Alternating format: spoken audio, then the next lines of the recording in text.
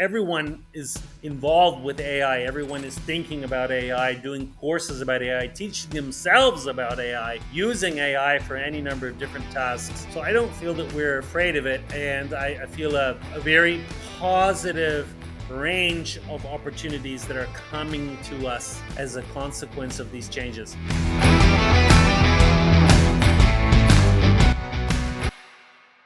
Hello, friends. Welcome to a new episode of Merging Minds, the podcast brought to you by BureauWorks. Today, I'm thrilled to introduce the guest we have today, Mr. Charles Campbell. Hi, man. How are you doing? Hi, Javi. How are you? It's incredible. I think it's the first time you and I speak English, although you're a native English speaker, right? We always speak That's Spanish. true. That's true. I think we spoke some English in at Lockworld in Dublin, but yeah, of course, I speak Spanish because I've been living in Argentina for about two-thirds of my life. Oh wow, that's crazy. So today, I'm so happy to have you here because you've been in the localization industry for over 25 years, right? And you've been for those in the community, you've been a familiar face. You always attend events. You always participate. You always give a hand to everybody that asks. And I was like, hey, I want to bring your story to the podcast, man. So I need to ask you, like, how does somebody, a Kiwi, from New Zealand end up in Argentina? And I'm sure there's some love involved in this story. Okay, that's a really good question, and yes, there is some love. There's also a divorce or two in the story, but so first of all, my parents moved to the United States, specifically to the Bay Area, in 1978. So I lived for a few years in the Bay Area, and then they got divorced, and I went back to live in New Zealand, which is where I grew up. But funnily enough, my first school was in Santa Cruz, California, which is, of course, a really groovy place. Uh, you know, Everyone knows Santa Cruz.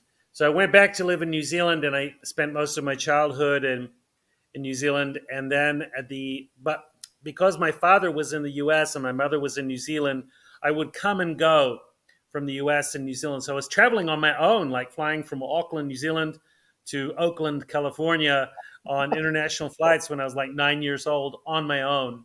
So I've always been a traveler. And when I was approaching the end of my school experience, I was like 17. I decided to go on a student exchange.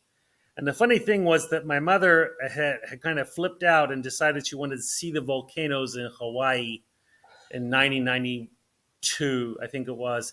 And she left me for like 2 weeks with these amazing people from Chile who were living in New Zealand. I had such an amazing experience with the Chileans, wonderful people.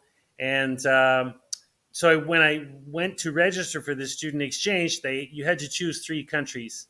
You couldn't just say I want to go to Chile or I want to go to Argentina. You had to list three countries. So I listed Chile because that's where these amazing friends I had were, and then I listed Argentina because it was next to Chile, and then listed Japan because they knew they wouldn't send me to Japan because I put on my application that I knew some Spanish and no Japanese. So I ended up going to Argentina, to a very small little town, farming town that was very prosperous and wealthy. Argentina was in a very strange moment of extreme overconfidence way Oh, back wow. in 1993. They were convinced that they were the world champions of everything for everyone, and it was an They had amazing Maradona experience back for in the me. day. Eh? They still had Yeah, Maradona back. Maradona was still playing, and they had won the World Cup in '86 and then be cheated out of the World Cup in 1990, as far as they Yeah, saw it. yeah, Um, man. I'm so, always. they were very, very confident and people, but in a very nice kind of way. I had a wonderful experience, uh, and traveled the country, learned the language. I mean, just wonderful experiences. I mean, there's a lot of things that I wouldn't want to say on a podcast in terms of what went down in Argentina, but it was just an eye-opening experience. I was from New Zealand, which is an island country. At that time, we only had 4 million people. So Argentina is, huge, 40 Yeah. million people, and it just had an amazing, life-changing experience for me there. So I ended up getting married to the girl who lived around the corner in Argentina, and we had three children, and I was married for 19 years. It was great. Finally, we got a divorce, so that's the second divorce in this story after my parents' divorce. But I stayed in Argentina, because I founded TBO here. Yeah. Have a lot of friends here. My children live here. Now I have four children, three from my first marriage and one from my second divorce as well. So that's the third divorce in the story. But my connections to Argentina are very deep, and I don't really see myself leaving. You never say never, but I really enjoy it here. And Yeah. the reasons why I enjoy it are the reasons why I enjoyed it the first time I came here, which was literally 30 years ago, 2 years ago. Uh-huh. 1994, 1993. So 31 years ago was the Wow. first time I came into Argentina. And Wow. the reasons why I enjoyed it back then are the same reasons why I enjoy it today. The people are very friendly. It's a very interesting and open culture. There's always stuff going on. You can call up a friend or send them a message and say I'm coming over for coffee or a drink later today, and that's cool. Whereas Yeah. in other countries you have to book something in their Calendly maybe two or Yeah, three weeks in that's advance. very So much. I really like it in Argentina. Yes, it's a bit chaotic and messy, but it's a great country, and of course, it has a very robust and healthy, vibrant translation, interpreting, and localization ecosystem too. Yeah, yeah, yeah. It's that I was saying that that's very, very much Latino like us. Like in Spain, you just go, you knock on your friend's door, and you just, hey, let's go for a wine or for whatever, right? And that unfortunately doesn't happen everywhere in the world. That's something that is very attached to us, right? And I'm calling you also Latino because you've been there for more than that, for 2/3 of your life, my friend. So that's it.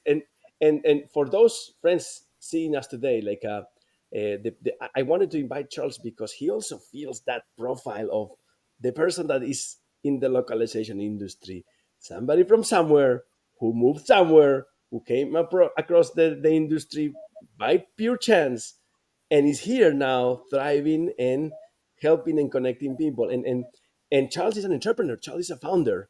He founded TBO Talent, and he's also been very active in the conferencing space, and he's building the conference called Vamos Juntos, right, which is a conference directed to the Latin America community in the localization space. Is that correct? Yeah, I mean, there's a lot I could say. I'm 48, almost 49, and I've been in Argentina for 31 years, and I Yeah. lived in the U.S. for 4 years. So if you do the math, I was only ever in New Zealand for like 16 years. But I am a New Zealander. It's in my DNA. It's in my culture. And those formative years when I was a kid that make the difference in how you are for the rest of your life. But Yeah. I do love living here, and I guess a lot of people in the localization industry have similar stories of how they came to be where they are now through this amazing family connection or personal travel or personal mission, whether it be family, church, military, backpacking. Who knows it? There's Yeah. amazing stories Yeah. in this industry, and you really do meet the most amazingly talented people. Uh, the stories you hear. Of course, in my case, I've signed so many NDAs that I could write a book about divorces and things like that. But it would be very difficult to write a book about this industry until all the like Yeah. 100 plus NDAs have expired. So you mentioned TBO. Yes, I did found TBO 19 years ago. Next year will be our 20th anniversary, TBO and TBO Talent. We are extremely busy, healthy company with offices in Argentina, Peru, Vietnam, Mexico, and a team in Ukraine. Used to have an office, but had to close the actual physical office. So I went there to Ukraine just a couple of months ago and had an amazing, bizarre experience, of course, because they are at war, as everybody knows. But a very, very interesting experience at TVO. I work with the most amazingly passionate people. Yeah. Every single day, I enjoy my work. I mean, I don't enjoy every minute of every day. Um, like I'm chasing a customer who's not paying, some guys in that happens, but I work with the most amazingly talented people and most amazingly committed people, and I do get enjoyment out of every working day. Now, you mentioned conferences. Yes, I have been heavily involved in an organization called Juntos, of which I am a founding board member. Juntos means together in Spanish, Yeah. and if you pronounce it properly in Portuguese, juntos, it also means exactly the same thing, together. And it is the Association of Translation, Interpreting, and Localization Companies of Latin America and the Caribbean. It's designed to represent the interests of companies in the industry in the region, raise the bar of standards by creating opportunities for networking and benchmarking, learning, coaching, mentoring, all the ings, I say. And we had our first conference at Juntos in Rio de Janeiro in March of 2023 with 55 attendees, very successful. And then we had our second conference in Lima in March of this year, and we had triple the number of attendees, so almost 160 attendees. Amazing sponsors, like 14 sponsors, amazing speakers from around the world. We had attendees from Australia, Vietnam, Ukraine, USA, Canada, Spain, all over Latin America and the Caribbean. So it was amazing. And next year, Juntos is organizing the conference in March, March 14 and 15 in Mexico City, in the Palanco district of Mexico City. So that is really exciting. There's like literally never been a conference held in Mexico City for translation, interpreting, and localization companies ever Really? before. And Mexico City is like Yeah. 25 million people. You know, it's Yes. the biggest Spanish speaking city in the world, and Spanish is supposedly the biggest language that's translated in the Yes. world. And there's never been a conference of this industry in Mexico City before. So we're really excited, and we've got some amazing speakers lined up, including you, Javi. Nos vemos in Nos Mexico. vemos. Nos vemos. We have Adam Wooten from the Middlebury Who Institute of International I met him Studies. on Friday. I was with him on Friday in Oh Lima. yeah, so In the he's States going to now. be So there. yeah. An amazing person, an amazing expert. Renato Yes, indeed. Beninato will be there. We have Andres Nedoma, who will be representing Europe. Also Jan Hinrichs, the founder of Lock Lunch Oh, and Lock very good friend of World and mine. Lock, no, not World, but Lock Lunch, Lock Drinks, Lock Kayaks, all the locks. He's going to be there. Lock Coffee. There's so many different Lock Boating. Anyway, Jan is going to be there, and he's going to share his fascinating experiences with us.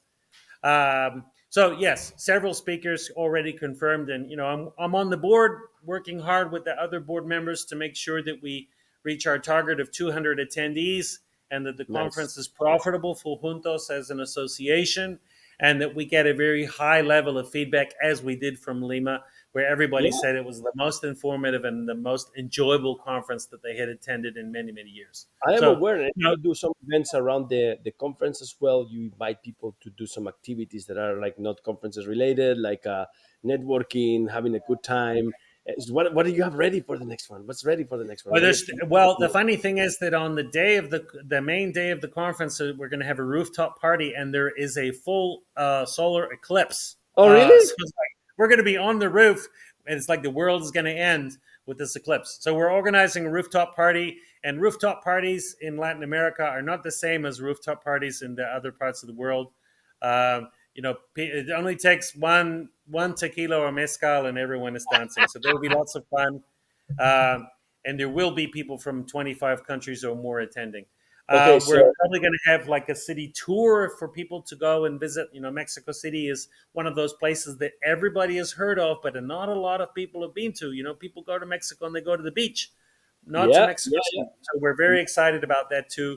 Um, and there's going to be lots of activities.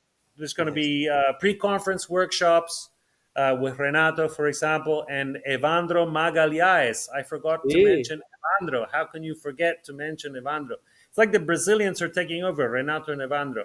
in Latin America. So it's very exciting. I'm gonna like, if you don't mind, I can prepare the soundtrack for that Eclipse evening. I can think of Total Eclipse of the Heart, Eclipse by Pink Floyd, Here Comes the Sun by the Beatles. I'll probably do a nice, beautiful Yeah, it sounds like a really good for set, this and moment, it's right? funny. It's funny that that we're going to have the eclipse exactly on the evening that we're doing the rooftop. So it's going to be cool. Good timing. Yes, indeed. Charles, did you ever have a job, or you just started your career as an entrepreneur? Because I've spoke to, and I can think of a couple of friends in our industry who never had a job. They just like, I want to build this stuff by myself, and they started without knowing they're thriving. They're like, whatever their business was at the beginning, completely changed to what it is now. What kind of entrepreneur are you? That one that just had a job one day, got tired, and was like, oh my God, I'm gonna go do this myself. God, what is it? Oh, there's money here. Let's do this. Well, of course, what I do now is a job, but I understand your point. So I worked at a bank when I was at university, and Okay. that was an amazing experience because when I was before university, in order to pay for my trip to Argentina, I flipped burgers at McDonald's and did any number of different things as we did back in the 1990s. Child labor was fine in the 1990s. Now young kids don't seem to work in the same way. We're all too prosperous. But I did Yeah. a lot of different things uh, before I got my job in the bank. And in the bank, I learned a lot of office skills, wore suit and tie and all that kind of stuff.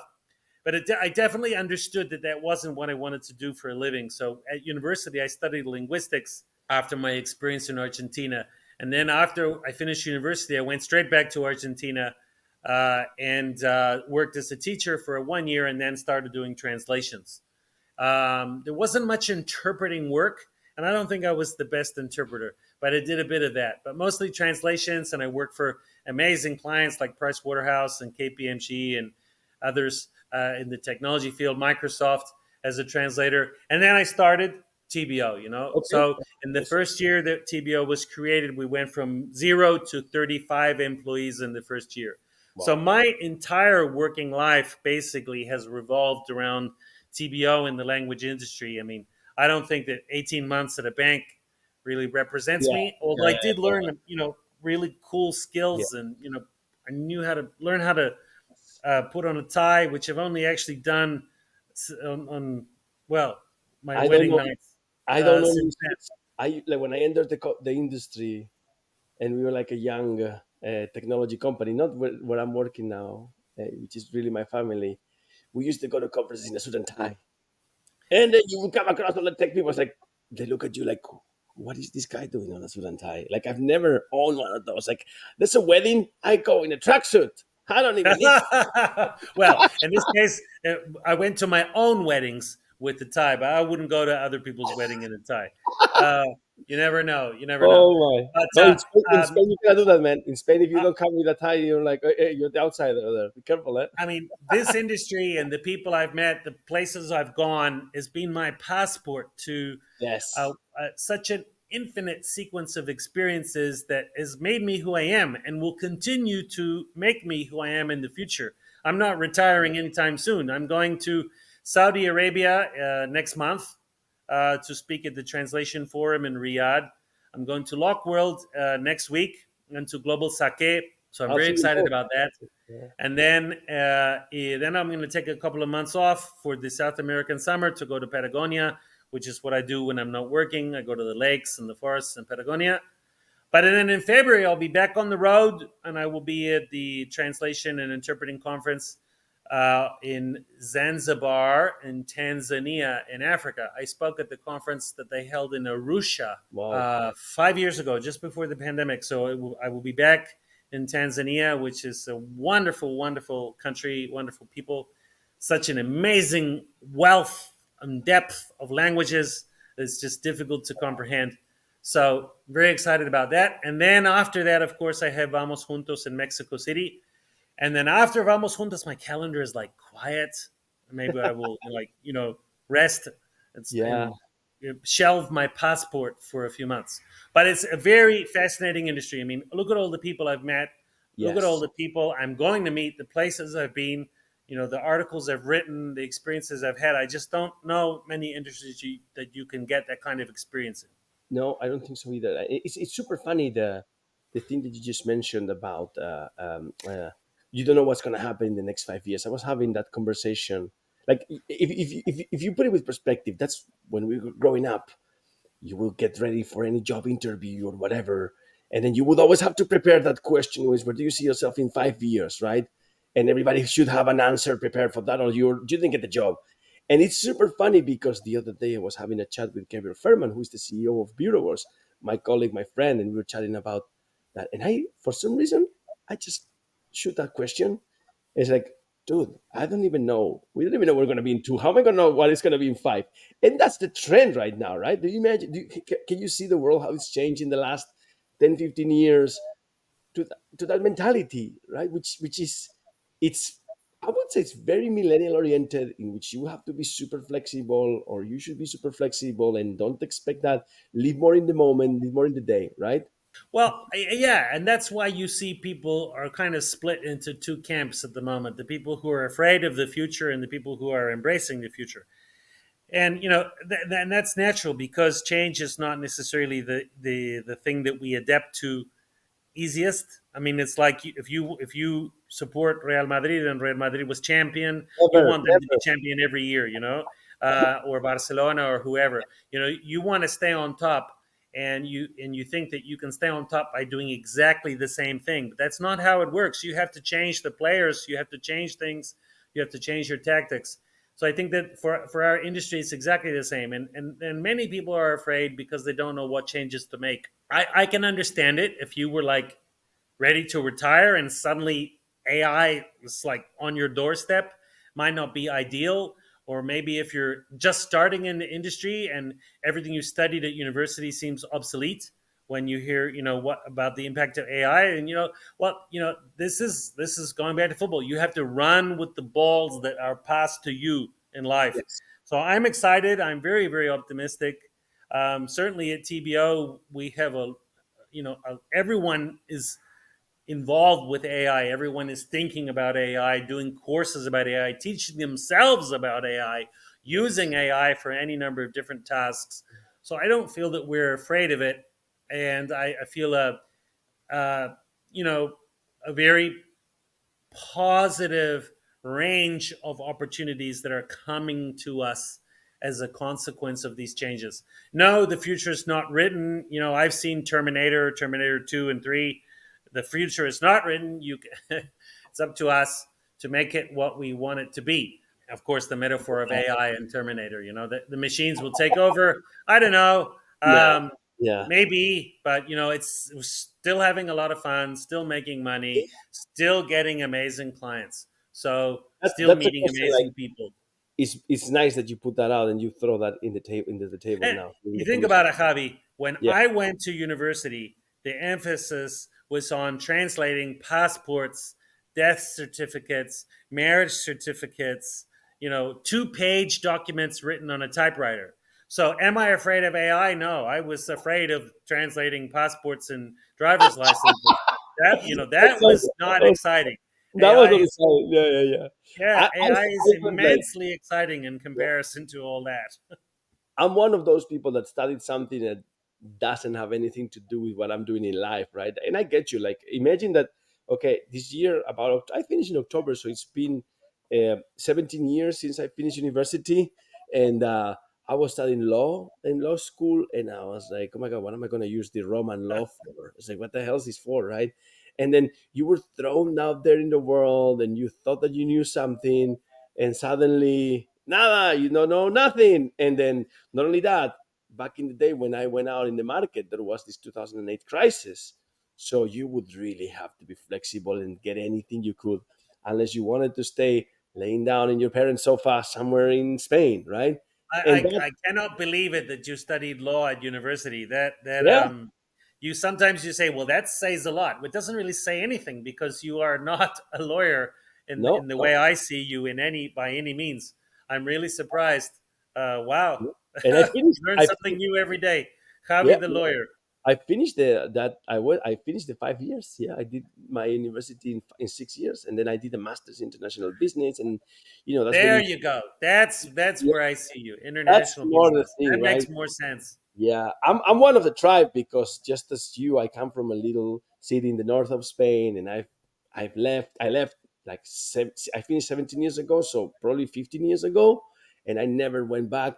And I've been like flexibly adapting to whatever comes. Like I did everything you could think of, like from working in a small German company as a sales representative on the phone with people in Spain saying all the time, vale, vale, vale, vale, and my colleagues making fun of me, to being a tour guide, to building a company in Ukraine. I've done all the possible stuff that that has also like been in conflict with what you've grown up with, right? And what you should do by the book, right? So yeah, I guess the good thing about our industry is that we all get together and it's like everyone has had a life like this, right? There's very little people that are translators or like that have studied like business administration or whatever, and they're running companies now or they're translating. No? Exactly, exactly. So And yeah, we do have the privilege of being able to work remotely, but we also have the privilege of being able to meet long lost friends and break bread together, and have a gazpacho or whatever, depending on where we are in the world. Uh, so there's so many options, and we're always learning. Like I had just the most fascinating experience back in June when I went to Ukraine. The resilience of the people, the conviction of the people that they are going to triumph and that their cause is right. I just had the most amazing time. I also had great food and yeah. and a wonderful cultural experience, even though the country was at war. And who would have ever thought that I would be going to Ukraine in the middle of a war? So there's all these things happening that we are privileged to be part of, and so much going on. Very exciting, very exciting. In this first few years of your entrepreneurial life, let me ask you, what has been like the proudest moment that you've ever, or like the biggest achievement that you can think of right now, you could share with us? Gosh, biggest achievement. It's very difficult to say. I mean, we've been on the top of the rankings in Latin America and the Caribbean for NIMSY and Slater and Common Sense Advisory for a long time, in terms of the largest company in the region, maybe for about 10 years now. We have 5 international quality norms, offices in 5 countries. So I'm proud of all these achievements. Mm-hmm. But what I'm most proud of is the human team at TBO. It's just amazing. The people that I work with are literally a pleasure to work with. And I know that people say that your work friends are not really your friends; they're your work mates, and you shouldn't be confused about the two. But I really do believe that the people I work with are my friends, and they're the most amazing people and Yeah, committed and I and wouldn't agree with that principle either, yeah, because that's like a generality that yeah, works for exactly, exactly. everybody. So I'm proud of all these things, and I don't identify on a business level a single defining moment. Okay. On a personal level, I have 4 children, 1 son and 3 daughters, and they are amazing. And I have 2 amazing ex-wives, and I have a lovely lifestyle in Argentina. It's a country that I love. So there's so many things to be proud of. It's very difficult to name one alone. And places I want to go and be, my to-do list: Vietnam, Iceland, so many places, Portugal that I want to go. And then where do I actually go? Saudi Arabia, Tanzania, Patagonia. It's not a bad list. So I, There's I not just, enough time. There's not enough time, oh, Charles. yeah, I need to live for 100 years. Yeah, which is good. Like, I appreciate, from the bottom of my heart, the attitude of people like you. Eh, you don't come across these people that enjoy life every moment just as you do all the time, my friend. And I try to live like you. I went through a process of beating anxiety in the last year. I never had it before, but then it popped up during the pandemic, and I went through the process of beating it. I'm there, and I feel the yes, I want to continue doing things. I want to continue experiencing stuff. I'm not scared of whatever comes. I'll embrace it. I'll do it. And I think that's why we match, because we click. That's why we have you have this life, this attitude towards life as well. And it's not easy to find. Like, a lot of people you come across with, you meet, and it's like, I'm not good. But you should help all the time. And you should help and ask, hey, what are you doing? How are you doing? Right? But that's why I appreciate you, my friend. That's great to hear, and that you talk about this, man. So I'm always happy to share a part of your energy, to share it with our listeners as well. Thanks for that. And I want to ask you one question. Like, I know we still have more than half of our life ahead of us. Fingers crossed. I don't know. I wouldn't want to live until I'm 120, but it's okay, right? But there's a lot of things coming up. Imagine one day. I know we might not retire, but what is the legacy that you would like to leave behind in this industry, at least? Gosh, I mean, that's a difficult question Is because it? Yeah. I don't think much about the past. I mean, the past teaches you things and you learn from it. And I really enjoy the present, like every day, live in the present. But, I do look to the future.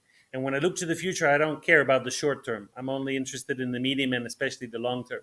So I obviously would like TBO to continue to be achieving its mission, which is bridging the gap between peoples and cultures. And I would like to ensure that TBO continues to be a great place to work, where you have a community of people who are committed and they create value that goes far beyond the individual contributions and the individual capacities of people. So the word community is very strong for me. But community in the business sense, we are a business. We make a profit. I'm the founder of the company. I'm the owner of the company. So, we do have a for-profit purpose. But the purpose of the company is not just to pad my wallet. It's to make a difference. And I would like it to continue to be that way. My 13-year-old daughter recently said to me that she would like to work at TBO when she's older. So good. I've got someone to sweep the floor over the summer. But if I would have killed to have an internship at a translation, localization, or interpreting company when I was back at university. I was flipping burgers at McDonald's, and then I got this amazing job at a bank. But I would have killed to have a job within our industry. And I am convinced that despite all the great stuff that AI is going to do, we are still going to be creating highly value added positions of employment for highly trained, specialized human beings that want to make a difference. So Yeah. I'm convinced that TBO will be there and that we will be continuing to do this. And maybe my daughter will get a job at the company one day. Who Yeah. knows? It's difficult to say in terms of a legacy. I'm far too far away from retirement to be thinking about a legacy at this point. But, as long as we can create value for the community of people that work at the company, the community of people that buy from the company, and myself as the stockholder of the company, and our communities of suppliers, employees, and clients are happy and feel that they're getting the most out of the relationship. That is very satisfying for me. Nice. Who knows? I have no idea. Where Nobody we're going to knows. be Nobody in knows, 20 my years' friend. time. Do you remember 4 years ago, almost five, when COVID hit? Nobody knew what was going to happen, right? And here we're back to normal, right? Back So, to normal. as if this never happened, right? Anyway, and the last question I have for you, my friend, like I think I mentioned before, I have the job of my dreams. I'm working with the people I want. I've been able. I'm a lucky person. I'm doing what I always wanted to do. Like actually, if I think back, like what I'm doing right now is what I always imagined when I was in university. So I believe in the power of of thinking what you want to do it. But I mentioned before in the podcast, one day in the future, I don't know, I would like to be I would like to go on the entrepreneurial side, right? And when I try to invite guests who own a business, started a business, I always ask, hey, what is the type of advice that you would give somebody that wants to start a business? So Charles, what is the type of advice that you will give somebody that would like to start a business today, right? Not 80 Well, I years. mean, gosh, where to begin? Obviously, I would start a business. First of all, I would start a business hopefully with some capital. The reason why businesses are not successful is because they run out of money. So you shouldn't ignore that. Have capital. Get capital when you start a business. Could be your own money, could be from investors, venture capital, whatever. But I think it's important to have capital. I also think it's important to do something you really, really enjoy and that you know about. I mean, if you don't know about cupcakes, don't start a cupcake franchise. That's not a good idea. I don't know about cupcakes. I don't even like cupcakes except carrot cake. So I would you do something that you enjoy and like, and if you don't enjoy anything, then you're up, you're in big trouble anyway. I was going to say something inappropriate. If you gotta find what you enjoy and specialize in it.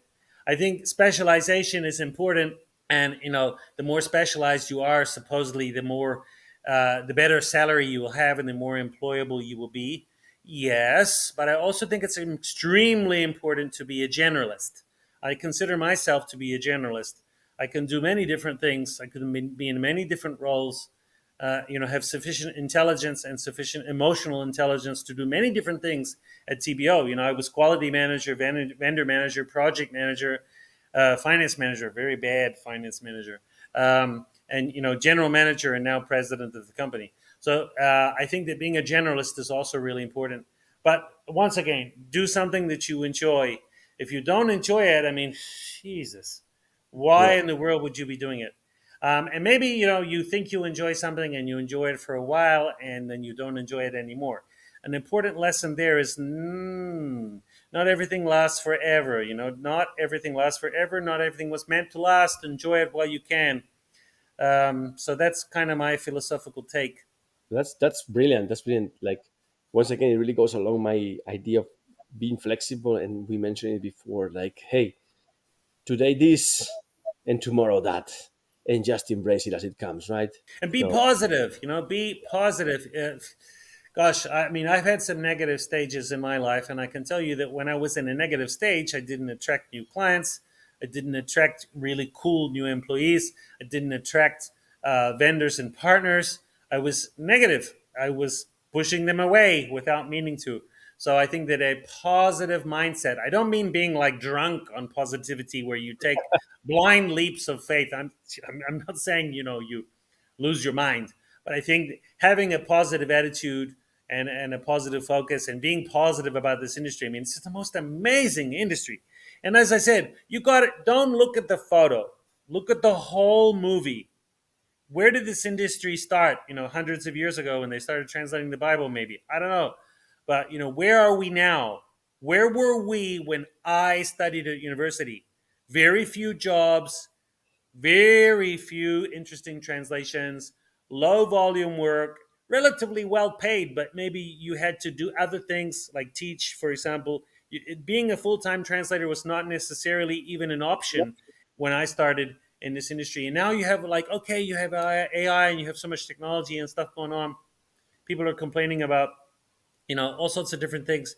But the industry has come such a long way in 30 yeah, years. So many yeah. jobs have been created. So much value has been created. It's my ninth year here, and I've been most of it, for most of its part, working in on the tech side of it. And I can think of what this was 2015, and oh You my could god. be like my little hermanastro, my little stepbrother. 9 years, that's nothing, man. Yes. So imagine what's gonna be like. Charles, hey, I am so thankful for you to be here today. I'm so thankful for your friendship. Thanks so much for coming here and share your experience with us. It's been a real pleasure. I cannot wait to see you soon again, to have a beer with you, to chat about life, to We're going connect to with watch you know, Barcelona Real Madrid, right? next week. Yeah, yeah. And I hope In San Madrid loses. Francisco I in hope like 2 weeks' time. Sounds good. see you soon, my friend. And to all of you Okay. watching, thanks so much for being here. Bye. Gracias. Hasta luego. Adios.